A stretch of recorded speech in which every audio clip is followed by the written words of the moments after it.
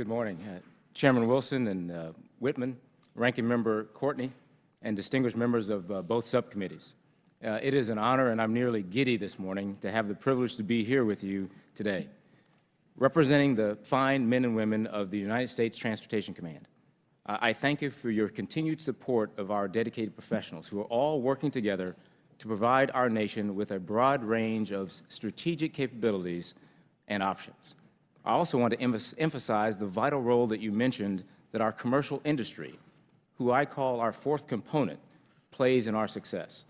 As I appear before you today, I can say confidently that your United States Transportation Command stands ready to deliver our nation's objectives anywhere and anytime. We do this in two ways.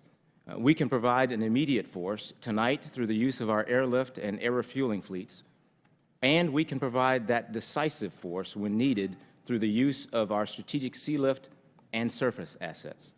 You see evidence of this every single time you read or watch the news. When North Korea increased its provocation of our Pacific allies, America responded with assistance. U.S.Transcom delivered that assistance in the form of missile defense systems, personnel, and support equipment flying 3,000 miles within a matter of hours. When you read about America's brigade combat teams rolling through Europe, it was U.S.Transcom's ability to provide a decisive force to reassure our European allies. When America needed B-2 stealth bombers to fly 11,000 miles from Missouri to Libya and back to deliver over 100 precision weapons, our air refuelers got them there. From national disasters to epidemics to acts of war, the men and women of U.S.Transcom are standing ready to deliver this nation's aid, assistance, and hope to a world in need. These missions must execute seamlessly and without fail. All the while, these great professionals quietly manage a myriad of daily tasks around the globe which most Americans will never hear or read about. It takes, I believe, great diligence, skill, and innovation to provide that kind of readiness for America. And since 1987, nearly 30 years now, the men and women of U.S.Transcom have never let this nation down. I am proud to serve next to them, and I say with confidence that our organization is ready to respond when our nation calls. Now, I have great confidence, but my confidence comes, however, it's not without concern. The environment we operate in today is increasingly complex, and we expect future adversaries will be more versatile and more dynamic, forcing us to adapt, change, and evolve. Furthermore, as Chairman of the Joint Chiefs, General Joe Dunford, laid out in his vision for our future, we are viewing potential adversaries through a trans-regional, multi-domain, and multifunctional lens.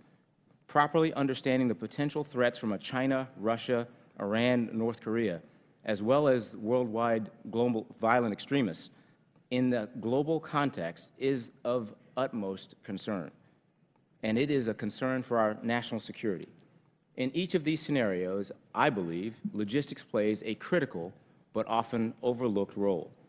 Today, U.S.Transcom is critically examining how we execute our logistics mission in the contested environments of the future, a space we haven't had to operate in, at least logistically, for a very, very long time. We are exercising in wargaming scenarios, forcing planners to account for transportation's vital role and potential loss.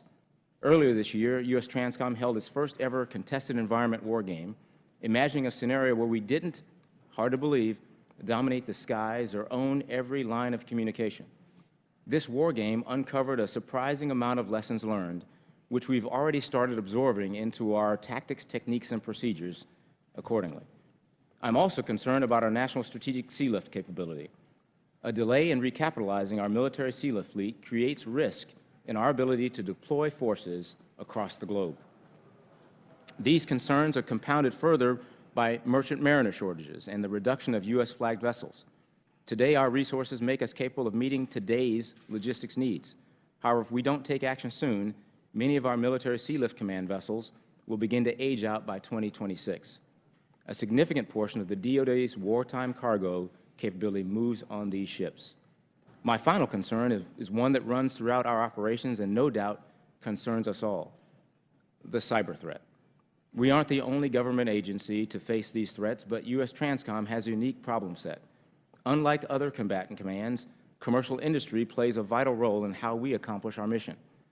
The DoD's information network is relatively secure, but how do we guarantee the security of military data on commercial systems? In short, we operate in an ambiguous seam between DoD and DHS. Our mission includes both .mil and .com domains. We are accelerating several initiatives and also our thinking to help try to close that gap between DoD and DHS. Also, before I conclude, I'd like to extend my gratitude to Ms. Vicki Plunkett, a member of the Readiness Subcommittee professional staff, for her dedication and her work with U.S.Transcom. To our nation's benefit, she has always asked the tough questions, and she knew how to match Congress's intent to the capabilities Transcom delivers. We thank her for all she has done for the nation and wish her the very best in retirement. Thank you again, Chairman Wilson and Whitman and Ranking Member Courtney and members of the subcommittees for inviting me to speak to you today. I respectfully request my written testimony be submitted for the record, and I look forward to your questions. Thank you.